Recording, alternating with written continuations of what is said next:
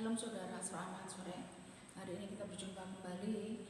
Kita akan membahas tentang perumpamaan tentang belas kasihan.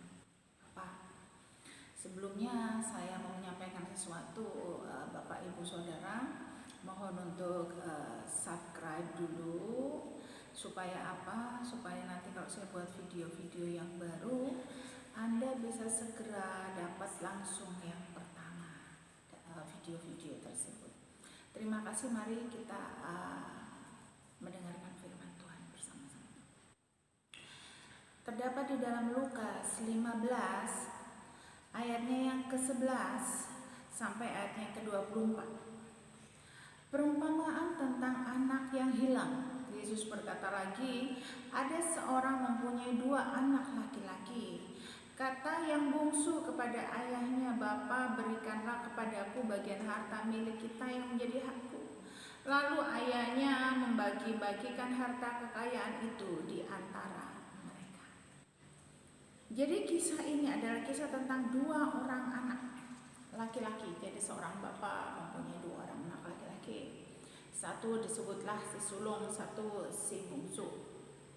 Dan si bungsu ini berkata kepada ayahnya, berikanlah harta yang menjadi bagianku, gitu ya. Dia menginginkan hartanya, kemudian dia ingin pergi dari bapaknya. Si bungsu ini adalah gambaran anak-anak Tuhan, orang-orang Kristen yang hidupnya tidak mau menjalin hubungan dengan Bapa, yang hidupnya sengaja untuk menjauh dari Bapa. Si bungsu ini adalah gambaran orang Kristen yang hidupnya tidak ingin dipimpin oleh Bapa. Mereka mau hidup semaunya, mereka mau dipimpin oleh dirinya sendiri, mereka mau menikmati hidup dari dosa, dan mereka sama sekali tidak menginginkan persekutuan dengan Bapa. Ini adalah si bungsu. Sedangkan si sulung ini adalah seorang Kristen yang senang untuk berada bersama dengan bapaknya, membina hubungan dengan bapaknya. Si sulung ini adalah gambaran orang-orang Kristen yang tidak ingin hidup di luar Tuhan, yang tidak bisa hidup tanpa Tuhan, yang mengandalkan hidupnya pada Tuhan. Itu adalah si sulung. Ini ada 2 gambaran tentang orang Kristen. Berbicara 2 gambaran orang Kristen.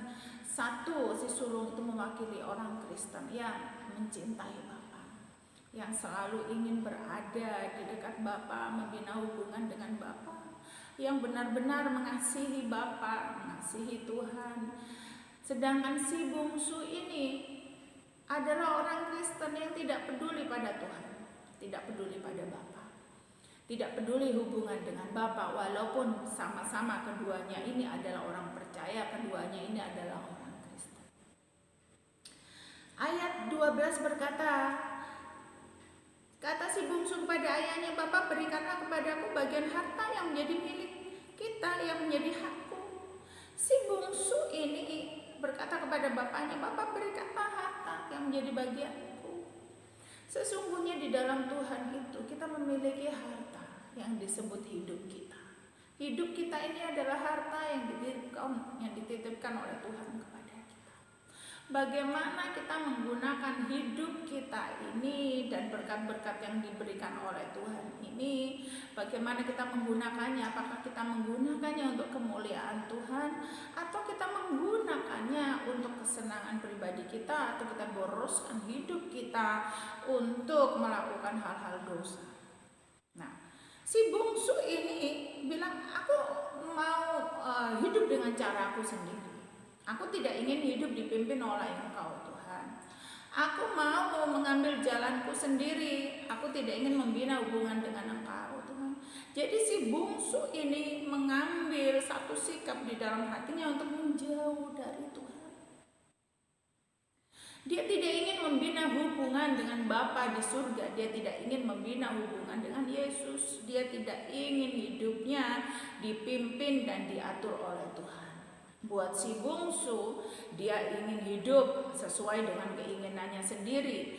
Dia ingin hidup sesuai dengan apa yang hatinya mau, dipimpin oleh dirinya sendiri. Mau melakukan dosa, mau seenaknya, pokoknya dosanya, tidak ingin mengikuti aturan Tuhan, tidak ingin mengikuti hukum-hukum Tuhan, mau membawa hidupnya kepada kesenangan dunia, mau menikmati segala kesenangan dari dosa. Itu gambaran orang Kristen yang disebut si bungsu. Kemudian ayat berikutnya, lalu ayahnya membagi-bagikan harta kekayaan itu di antara mereka. Bapak itu tidak memaksa kita untuk kita mengikuti dia, atau kita mengikuti diri kita sendiri, atau kita mengikuti setan. Bapak tidak pernah memaksa, Yesus tidak pernah memaksa kita mengikuti dia, kita mentaati dia, atau kita memberontak terhadap dia. Dia tidak pernah memaksa. Sejak manusia diciptakan, ada pilihan bebas di dalam hidup kita. Kita memilih untuk bebas mengikuti diri kita sendiri, mengikuti keinginan daging, atau taat kepada Tuhan. Pada saat penciptaan pertama, Adam dan Hawa dihadapkan pada hal yang sama.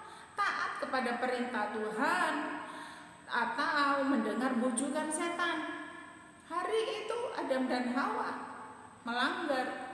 Mereka tidak taat kepada firman Tuhan, dan mereka mengikuti perasaannya mereka sendiri. Mereka mengikuti hatinya untuk tidak mentaati Tuhan.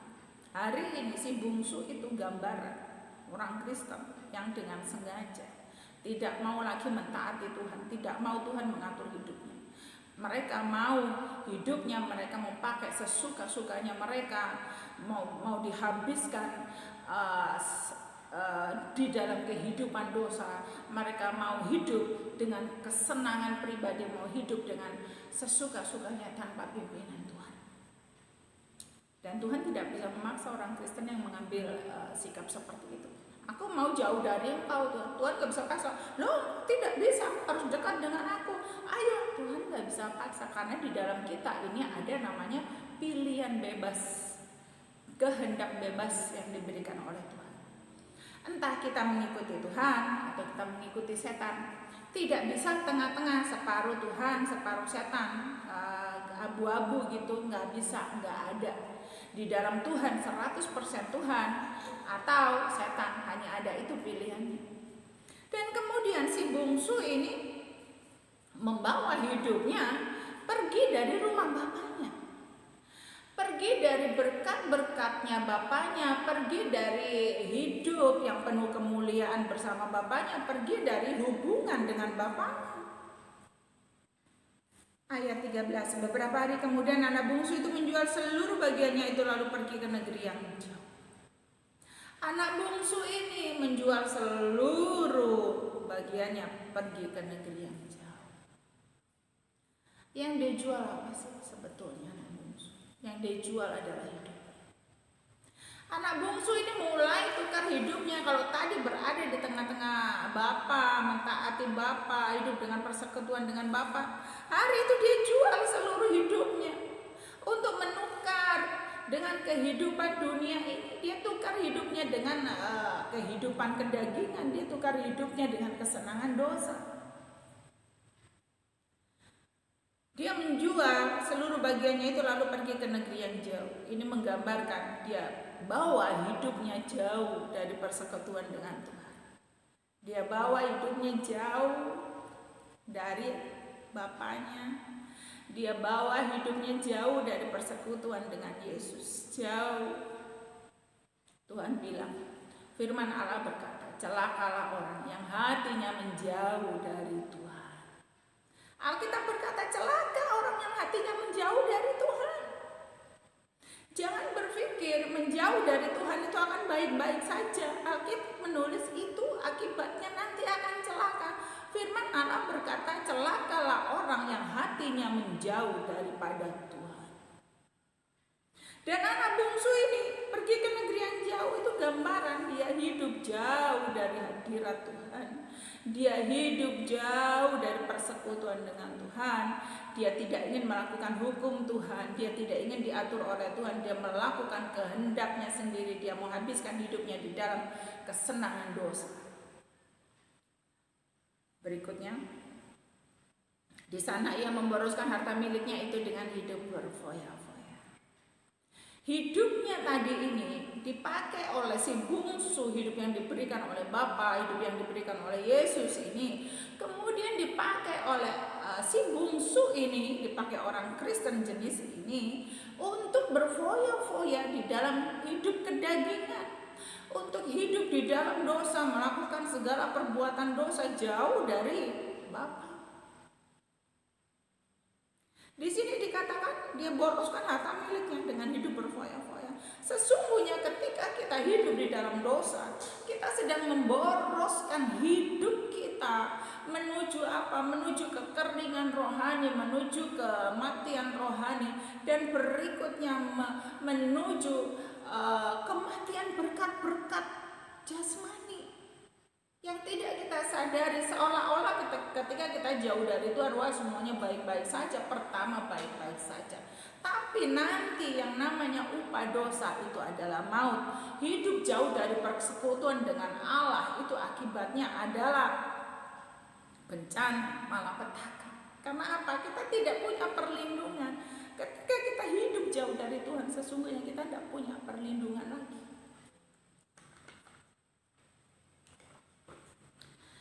Hidupnya dihabiskan dengan berfoya-foya. Ini gambaran orang Kristen yang menghabiskan hidupnya dalam kedagingan, berbuat dosa, segala dosa yang dia sukai. Mungkin berzina, mungkin dosa narkoba, mungkin dosa mencuri, mungkin dosa apa saja yang disebut dosa, dan tinggal di dalam dosa itu, menikmati dosa itu disebut berfoya-foya, menghabiskan hidupnya di dalam dosa, berfoya-foya di dalam dosa.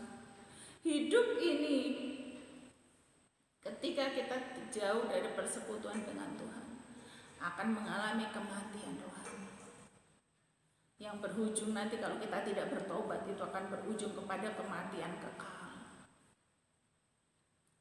Hari ini mungkin banyak di antara kita orang-orang Kristen yang hidup jauh dari Bapa. Kita tidak memiliki hubungan persekutuan dengan Bapa. Kita tinggal di dalam dosa, kita tinggal di dalam kesenangan dosa. Kita tidak ingin diatur oleh hukum-hukum Allah. Kita tidak ingin melakukan kehendak Tuhan lagi. Saya mau bilang hati-hati. Karena apa? Karena hidup Anda sedang berada di dalam bahaya besar kalau tidak bertobat. Setan sudah mengincar orang-orang yang hidupnya jauh dari Bapa. Karena apa? Jauh dari Bapa, kita sedang mengatakan kita hidup dengan mengandalkan diri sendiri. Kita hidup tanpa anugerah, kita hidup jauh dari kasih karunia. Mungkin banyak orang yang punya uang berkata, wah aku tidak perlu Tuhan, aku punya uang banyak, aku bisa bahagia dengan uangku. Aku bisa menghabiskan hidupku bersenang-senang dengan uangku. Uangku akan bisa menolongku, uangku akan membuat hidupku bahagia. Si bungsu ini pun berpikir begitu. Dengan berkat-berkat yang diberikan Allah, dia berpikir, wah aku tidak ingin hidup dengan persekutuan dengan Tuhan. Di luar sana lebih enak, hidup di dunia lebih enak, hidup di dalam dosa lebih enak. Aku bisa memakai uangku untuk berfoya-foya, melakukan segala macam dosa, melakukan segala macam kesenangan dari dosa. Dan si bungsu menghabiskan semua harta yang diberikan oleh bapaknya untuk berfoya-foya di dalam dosa. Kita lihat berikutnya. Setelah dihabiskannya semuanya, setelah hidupnya tadi begitu tenggelam di dalam dosa, itu sama dengan kita sedang mengatakan dihabiskannya semuanya. Apa? Ya, berkat perlindungan, kasih karunia, anugerah, itu dia habiskan. Kenapa? Dengan dia hidup di dalam dosa, kita sedang menghabiskan hidup kita dari perlindungan Tuhan. Kita sedang mengatakan hidup kita ini benar-benar berada jauh dari perlindungan Tuhan. Ketika hidup kita berada jauh dari perlindungan Tuhan, itu sama dengan kita sedang menghabiskan semuanya. ketika kita bawa hidup kita di dalam dosa, kita sedang menghabiskan hidup kita, hidup yang penuh kasih karunia, hidup yang penuh berkat, hidup yang penuh kemuliaan yang diberikan oleh Bapa, hidup yang sesungguhnya kita habiskan ketika kita bersenang-senang di dalam dosa. Kita sedang bunuh diri secara roh. Secara rohani kita sedang bunuh diri. Kenapa? Kita sedang menghabiskan berkat-berkat kehidupan yang diberikan oleh Bapa. Dosa itu membawa kepada kematian. Alkitab berkata upah dosa adalah maut. Begitu hidup kita ini kita bawa kepada kehidupan dosa, sesungguhnya maut itu sudah akan mengancam hidup kita. Upahnya dosa adalah maut. Kita lihat berikutnya. Setelah dihabiskannya semua, timbullah bencana kelaparan di dalam negeri itu dan ia pun mulai melarat. Setelah dihabiskan semuanya, timbullah bencana kelaparan. Duitnya habis, apa yang dia andalkan habis, kekayaannya habis, apa yang dia selama ini dia pikir bisa membuat dia bahagia, uangnya habis. Berapa banyak orang mengandalkan uang untuk membuat bahagia. Dia pikir dia nggak perlu Tuhan, yang penting ada uang bisa bahagia. Si bungsu ini juga dia sudah habiskan uangnya. Dan kemudian setelah uangnya habis terjadi apa? Bencana kelaparan di dalam negeri itu dan ia pun mulai marah. Ketika kita hidup jauh dari Tuhan, kita boroskan hidup kita di dalam dosa, kita tidak mau mentaati Tuhan, kita terus-terusan di dalam dosa dan tidak mau keluar dari sana, upah dosa itu adalah maut. Dan ketika kita tetap tidak mau bertobat, maka akan ada bencana. Maut itu berbicara bencana. Si bungsu ini tiba-tiba kena bencana. Dia tidak berpikir ketika meninggalkan bapaknya bahwa dia akan kena bencana ketika uangnya habis. Dia tidak berpikir suatu saat uangnya habis, dia berpikir keadaan baik-baik saja. Tapi ternyata apa? Di luar Tuhan saya kasih tahu, keadaan tidak pernah baik-baik saja. Karena yang namanya maut mengincar. Kalau orang hidup di dalam dosa, upah dosa adalah maut. Maut itu adalah masalah, maut itu adalah bencana. Kemudian timbullah bencana kelaparan dalam negeri itu. Yang pertama ditemui oleh si bungsu ini adalah apa? Dia kelaparan, tidak punya uang lagi. Dan kemudian jatuh melarat. Uangnya tidak bisa menolong. Dia kena bencana, dia jatuh miskin, dia melarat, tidak punya apa-apa lagi. Yang tadinya hidup enak di tengah Bapa, berkat luar biasa, perlindungan, kasih karunia, anugerah. Begitu dia menjauh dari Tuhan, begitu dia hidup di dalam dosa, mulai timbul bencana, mulai timbul kesulitan, mulai timbul masalah. Yang pertama masalah adalah dia jadi bangkrut, dia kelaparan, dan dia jadi melarat. Berapa banyak orang yang tadinya mengandalkan uang, hari ini melarat, kelaparan. Uang tidak bisa menolong. Siapa yang bisa berkata bahwa uang itu bisa membuat bahagia? Mungkin pertama. Tapi ketika uang itu habis, bahagia hilang. Hari itu si bungsu ini karena bencana, kelaparan, tak punya uang lagi. Bencana yang pertama dialami adalah kebangkrutan. Jadi orang yang meninggalkan Tuhan, yang jauh dari Tuhan, tidak mau membina hubungan dengan Tuhan, tidak mau bertobat, terus hidup di dalam dosa. Yang pertama dia alami adalah biasanya pertama bangkrut, uang habis. Dan setelah bangkrut akan apa? Melarat. Berapa banyak orang yang tadinya senang kaya, dihambur-hamburkan uangnya, hidup dalam dosa sesuka-sukanya, kemudian uangnya habis. Jadi apa? Jadi melarat, jadi miskin, jadi bangkrut. Kena bencana. Yang pertama pasti kena bencana, orang lari dari Tuhan, orang jauh dari Tuhan pasti akan berhadapan dengan banyak masalah. Ayat berikutnya 15, lalu ia pergi dan bekerja pada seorang majikan di negeri itu. Orang itu menyuruhnya ke ladang untuk menjaga babi. Setelah melarat, dia pergi cari pekerjaan. Pekerjaan pun tidak mudah didapat. Di sini dikatakan dia keliling sudah cari pekerjaan, tidak dapat pekerjaan. Kenapa? Dia tidak hidup di bawah anugerah, dia tidak hidup di bawah kasih karunia, sehingga dia mendapat kesulitan. Kesulitan itu mengejar hidupnya, masalah mengejar hidupnya, sehingga dia kesulitan dapat pekerjaan, kesulitan dapat berkat. Orang yang menjauh dari Tuhan kesulitan dapat berkat. Orang yang hidup di dalam dosa akan kesulitan dapat berkat, akan kesulitan dapat hal-hal yang baik. Orang itu menyuruhnya ke ladang untuk menjaga babinya.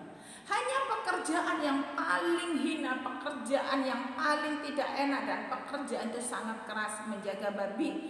Menjaga babi itu berbicara pekerjaan paling hina, pekerjaan paling kotor. Anda tahu kan, babi itu kan sangat kotor.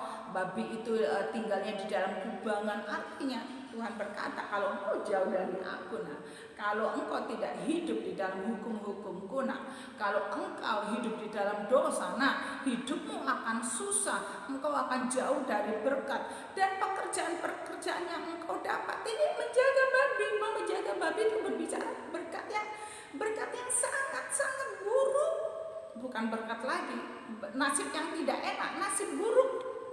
Akan dapat apa? Dapat hal-hal buruk.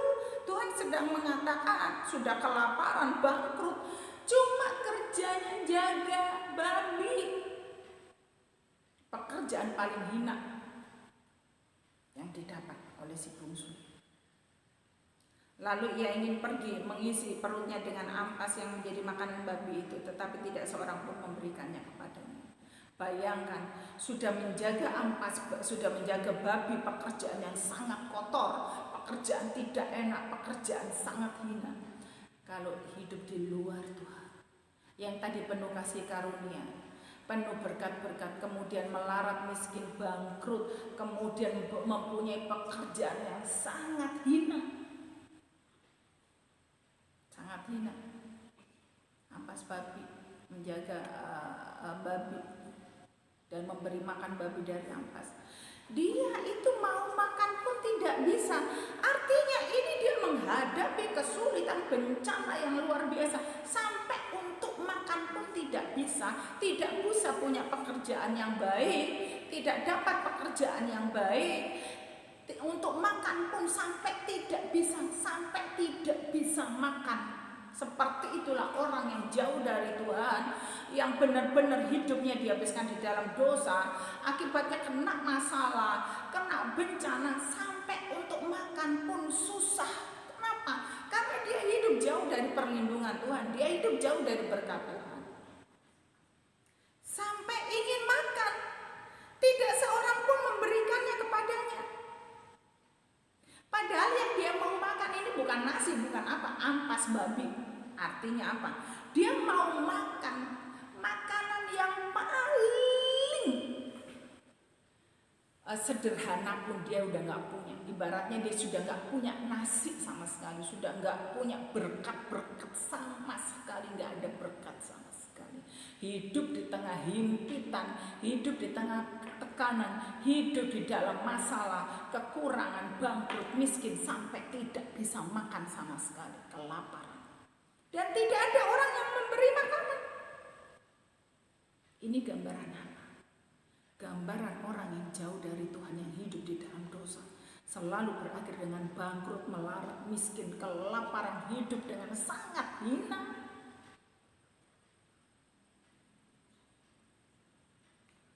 Karena apa? Upah dosa itu maut itu bicara apa? Maut itu bicara hidup yang penuh bencana, penuh masalah, penuh kesulitan, tertekan, bangkrut, kemiskinan, kemelaratan. Itu berbicara tentang maut. Lalu ia menyadari keadaan. Katanya, betapa banyaknya orang upahan Bapakku yang berlimpah-limpah makanan. Hari itu, di tengah keadaannya yang miskin, di tengah keadaannya yang sulit, di tengah kelaparan dan tidak ada makanan, hari itu tiba-tiba dia menyadari keadaannya yang buruk. buruk sekali. Dia menyadari keadaannya yang penuh masalah. Dia menyadari keadaannya yang penuh dengan kesulitan hidup. Dia menyadari keadaannya, dia bilang, aduh, ini gara-gara aku menjauh dari Bapa. Ini gara-gara aku meninggalkan Tuhan.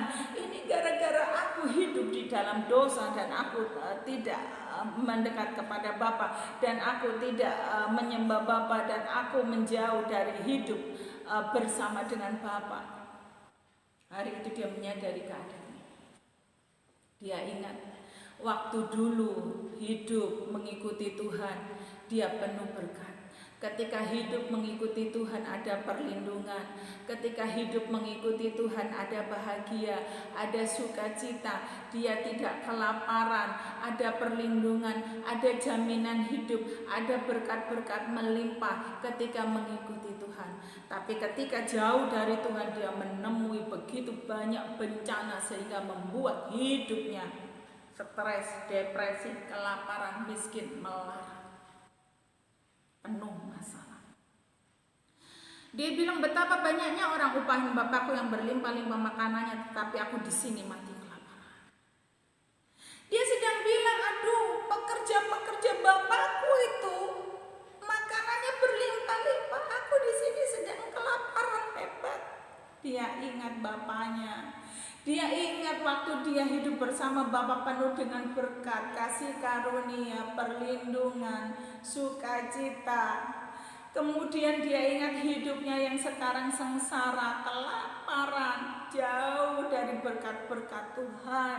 Hari itu dia ingat betapa enaknya hidup bersama dengan Bapa. Betapa enaknya hidup bersama dengan Yesus, ada perlindungan, ada kasih karunia, ada berkat melimpah, ada jaminan. Betapa enaknya hidup bersama Yesus. Hidup di luar Yesus sungguh menyengsarakan, penuh kesakitan, penuh masalah, penuh bencana. Dan itu sangat menyakitkan, hidup di luar Yesus. Kemudian ayat 18 berkata, aku akan bangkit dan pergi kepada Bapakku dan berkata kepadanya, Bapa, aku telah berdosa terhadap sorga dan terhadap Bapa. Hari itu si bungsu berkata, Bapa, aku ingin pergi kepadamu, aku ingin pulang kepadamu Bapa. Aku ingin kembali kepadamu Bapa. Yesus, aku bertobat. Aku mau kembali kepadamu Tuhan, ampuni aku. Aku ingin kembali kepada kasih karunia-Mu. Aku menyesal karena meninggalkan Engkau. Aku mendapat begitu banyak masalah di dalam hidupku. Tuhan, aku ingin kembali kepadamu. Yesus, aku ingin kembali kepadamu. Aku ingin kembali di dalam perlindungan-Mu, di dalam kasih-Mu. Aku ingin kembali di dalam anugerah-Mu yang besar, di dalam cinta-Mu. Aku ingin kembali di dalam dekapan-Mu Tuhan. Aku ingin kembali Tuhan di dalam perlindungan-Mu, menikmati berkat-berkat-Mu kembali Tuhan. Hari itu si bungsu menyesal, bertobat. Dia ingin kembali kepada Bapa. Saya mau katakan, kalau Anda di luar sana hari ini sedang berada di dalam dosa, tinggal di dalam dosa, dan menemui banyak bencana karena dosa, menemui banyak kesulitan karena dosa, engkau hidup jauh dari persekutuan dengan Bapa. Saya mau katakan, sebelum segala sesuatu menjadi begitu buruk seperti si bungsu ini, saya mau katakan kembali kepada Yesus, kembali kepada Yesus, bertobat, kembali kepada Yesus, kembali kepada kasih-Nya, kembali terima anugerah-Nya, kembali terima pengampunannya. Bertobat, maka engkau akan menerima pengampunan dari Yesus. Tuhan itu penuh belas kasihan. Tuhan itu ingin mengampuni. Tuhan itu selalu menerima kita apapun adanya kita. Kasih-Nya tidak pernah berubah. Kasih-Nya terhadap kita tidak pernah berubah. Dia seperti seorang Bapa yang selalu mengasihi kita. Walaupun kadang-kadang hidup kita seringkali tidak taat, tapi Dia tetap menunggu kita kembali. Dia tetap menunggu kita datang kepadanya. Dia tunggu kita bertobat. Dia tunggu kita berikan hidup kita lagi kepadanya, membina persekutuan kembali dengan Dia. Ayat berikutnya, ayat 19, aku tidak layak lagi disebutkan anak Bapa, jadikanlah aku sebagai salah seorang upahan Bapa. Hari itu si bungsu berpikir, aku ini tidak layak. Aku sudah kotor, aku sudah banyak berbuat dosa, aku sudah banyak sekali memberontak terhadap Tuhan. Dia merasa tidak layak. Kadang-kadang ketika kita berbuat dosa, kita ini sering berkata, aku ini tidak layak. Aku tidak layak untuk menerima kasih Bapa. Aku hanya layak jadi budaknya Bapa. Aku tidak layak jadi anaknya. Aku tidak layak untuk diterima lagi karena dosaku sudah sangat besar. Kalau kita hari ini berkata bahwa kita tidak layak, saya mau kasih tahu bahwa Yesus itu selalu menerima kita apa adanya.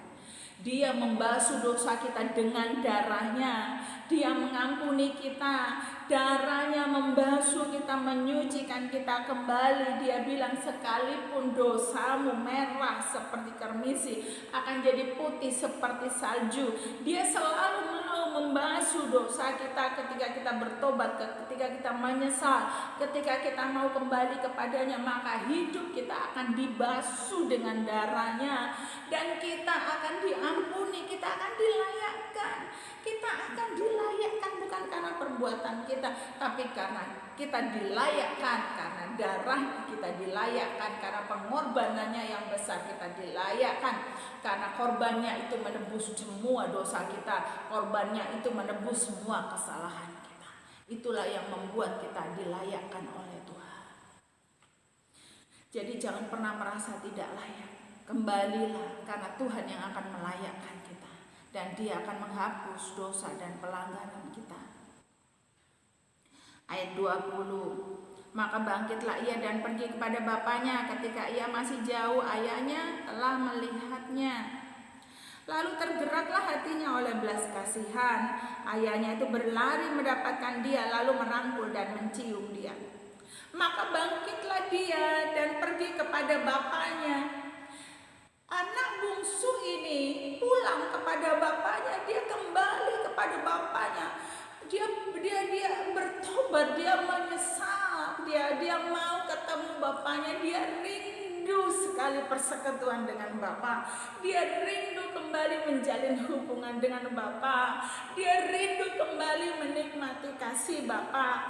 Dia rindu kembali mengasihi Bapa dan dikasihi oleh Bapa. Dia rindu membina hubungan dengan Bapa. Kita lihat apakah kemudian Yesus menolak ketika kita kembali kepadanya dan kita minta ampun.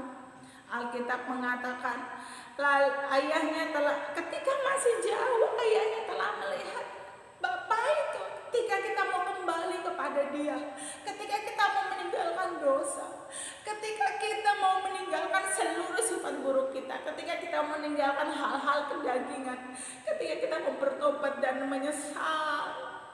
Di sini dikatakan ketika ia masih jauh, ayahnya telah melihatnya. Sesungguhnya ketika kita bertobat, kita menyesal. Bapa itu sudah tahu hati kita. Bapa itu sudah tahu bahwa kita menyesal. Bapa itu sudah tahu bahwa kita mau bertobat, bahwa kita ini sudah tidak ingin lagi melakukan dosa. Kita mau hidup benar di hadapannya. Bapa sudah lihat semuanya itu, sudah tahu semuanya itu, dan Dia tergerak oleh belas kasihan. Hari itu Bapa tergerak oleh belas kasihan. Yesus tergerak oleh belas kasihan. Selalu ketika ada pertobatan di dalam hidup kita, selalu ketika kita ingin kembali kepadanya, Yesus itu selalu mau menerima. Hatinya tergerak oleh belas kasihan. Ketika Sakeus yang berdosa itu mau bertobat, Tuhan tergerak oleh belas kasihan melihat Sakeus yang yang ada di atas pohon, "Sakeus, turunlah, aku mau ke rumahmu." Terhadap orang-orang berdosa, Tuhan Yesus itu tergerak oleh belas kasihan. Yang dia inginkan adalah orang ini kembali bertobat, terima anugerah Tuhan, terima keselamatan Tuhan. Ketika dia lihat seorang pelacur, dia dekati pelacur itu dan dia bilang, "Dosamu diampuni." Dia tidak melempari batu pelacur, dia tidak lempari batu Sakeus, dia tidak bilang sama Sakeus, "Kamu orang berdosa, jangan dekat-dekat." Yesus memeluk orang berdosa. Yesus mengasihi orang berdosa. Yesus memeluk orang berdosa yang mau bertobat, yang mau kembali kepada Yesus, yang mau bertobat, mau kembali kepadanya dan terima keselamatan dari Tuhan. Yesus hatinya tergerak oleh belas kasihan. Dia tidak menuduh, dia tidak menghakimi, tapi dia terima kita. Ketika kita berdosa, minta ampun, bertobat, dia terima kita, dia peluk, dia cintai, dia kasih. Tuhan kita itu seperti itu, dia penuh belas kasihan. Saya mau berkata kepada saudara hari ini yang jauh dari Tuhan, kembalilah, karena Tuhan sedang menunggu. Dia menunggu dengan penuh belas kasihan. Dia menunggu dengan penuh belas kasihan. Kapan anaknya kembali? Kapan anaknya keluar dari kehidupan dosa? Kapan anaknya bertobat? Dia tunggu dan dia ingin memberikan keselamatan kepada semua orang yang bertobat dan menerima dia. Dia ingin berikan keselamatan. Ayahnya itu berlari mendapatkan dia, lalu merangkul dan mencium dia. Tuhan bilang, "Nah, kita akan membina hubungan kembali. Aku ini tetap mengasihi engkau ketika engkau jauh, ketika engkau sedang berada jauh dari hadiratku. Aku menunggumu kembali. Dan ketika engkau kembali membina hubungan denganku, aku mengasihimu." Aku merangkul. Yesus merangkul kita. Yesus mengasihi kita ketika kita kembali mencintai dia. Ketika kita kembali bertobat, dia merangkul kita dan dia mencintai kita. Dia seperti Bapa yang merindukan anaknya yang pergi dan kemudian anaknya itu kembali. Dia begitu bersuka cita. Dia datang ke dunia ini untuk menyelamatkan orang berdosa. Dia datang ke dunia ini untuk memberikan keselamatan bagi semua orang yang berdosa. Dia ingin memberikan kehidupan kekal kepada semua orang yang berdosa. Ketika orang yang berdosa datang kepadanya, menerima Yesus sebagai Tuhan, maka dia akan menerima keselamatan dari Yesus Kristus. Ayat 21 kata anak itu kepadanya, "Bapa, aku telah berdosa terhadap surga dan terhadap Bapa. Aku tidak layak lagi disebutkan anak Bapa." Anak bungsu ini bilang sama Bapa, "Bapa, aku ini sungguh tidak layak. Karena dosaku yang begitu banyak." Seringkali kita berkata, seringkali setan menuduh kita, "Engkau tidak layak, engkau tidak layak datang kepada Tuhan." Kita kadang seringkali dituduh oleh hati kita, kita tidak layak. Kita tidak layak karena perbuatan kita yang sudah kita lakukan selama ini. Tapi ketahuilah, Tuhan sudah hapuskan semua dosa kita. Dia membuat kita layak untuk menerima cintanya. Dia membuat kita layak untuk mengasihinya. Dia membuat kita layak untuk membina hubungan dengan dia. Jadi kalau ada perasaan tidak layak, katakan di dalam hatimu, "Aku diterima oleh Tuhan apa adanya. Aku dibasuh oleh darahnya. Hari ini juga aku layak. Bukan karena perbuatanku, tapi aku layak karena aku sudah ditebus oleh Yesus. Karena dosaku sudah diampuni, hari ini juga aku kudus, aku suci, aku dilayakkan oleh Tuhan, dilayakkan oleh darahnya." Ayat 22. Tetapi ayah itu berkata kepada hamba-hambanya, "Lekaslah, bawa kemari jubah yang terbaik, pakaikanlah itu kepadanya dan kenakanlah cincin pada jarinya dan sepatu pada kakinya." Hari itu Tuhan bukan hanya membuat kita layak, tapi Dia pulihkan hidup kita. Dia berikan jubah yang terbaik. Jubah terbaik itu berbicara Dia berikan kita kehidupan baru. kehidupan yang terbaik. Dia berikan kita masa depan yang terbaik. Juga berbicara identitas. Dia berikan kita identitas yang baru, identitas yang baru, identitas yang terbaik. Tuhan bilang, rancanganku ialah rancangan damai sejahtera, hari depan yang penuh harapan. Dia berikan kita rancangan yang baru, hari depan yang penuh harapan, hari depan yang penuh berkat, hari depan yang penuh perlindungan, hari depan yang luar biasa Dia berikan kepada kita ketika kita kembali kepadanya.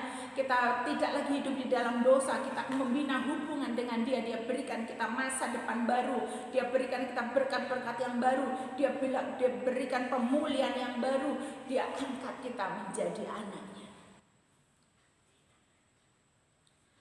Dan kenakanlah cincin pada jarinya dan pada sepatu pada kakinya. Cincin lama. Kalau cincin itu berbicara kalau orang mau tunangan itu memakai cincin.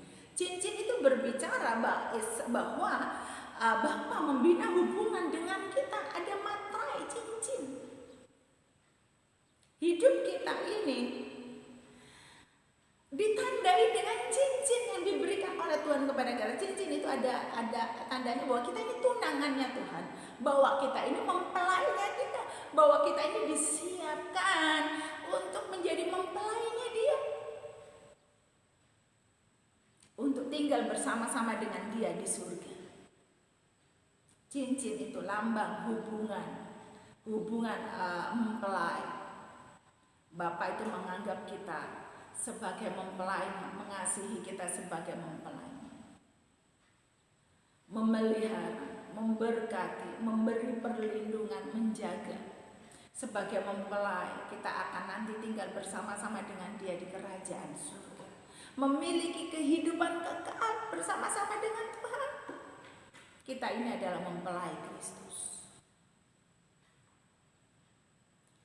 Ayat berikutnya. Dan ambillah anak lambu tambun itu, sembelilah dia, dan marilah kita makan dan bersukacita. Sebab anakku ini telah mati dan menjadi hidup kembali. Ia telah hilang dan didapat kembali. Maka mulailah mereka bersukacita. Tuhan mengadakan pesta yang besar untuk menyambut anaknya yang kembali. Bagi Tuhan, pesta ini adalah gambaran betapa senangnya hatinya ketika satu orang berdosa kembali kepadanya. Betapa senang hatinya ketika kita meninggalkan kehidupan dosa dan memilih membina hubungan dengan Bapa, memilih meninggalkan dosa, memilih mengikuti Tuhan, menuruti hukum-hukumnya, memilih taat kepadanya, memilih membina hubungan kepadanya. Tuhan itu seperti mengadakan sebuah pesta. Hatinya begitu bersukacita karena satu orang kembali kepadanya, satu orang berhenti berbuat dosa, karena satu orang bertobat. Tuhan itu sangat bersukacita. Seperti itulah Allah kita. Jadi jangan pernah takut untuk kembali kepada Tuhan. Percayalah, Dia menunggu. Hatinya bersukacita ketika satu orang berdosa kembali kepadanya. Engkau akan diberi kehidupan kekal, diberi masa depan yang baik di dunia ini. Hidupmu dipulihkan, mungkin pernikahanmu dipulihkan, anak-anakmu dipulihkan, keuanganmu dipulihkan, apa saja yang engkau punya dipulihkan. Karena Tuhan bilang, aku memberikan kepadamu masa depan yang cerah, hari depan yang cerah. Hidup kita dipulihkan ketika kita kembali kepadanya. Jangan pernah lari menjauh dari Bapa. Mari kembali mendekat kepada Bapa, membina persekutuan kembali dengan Yesus Kristus. Tinggalkan dosa dan kembali membina hubungan dengan Yesus Kristus, kembali kepada Tuhan Yesus. Selamat sore. Tuhan memberkati.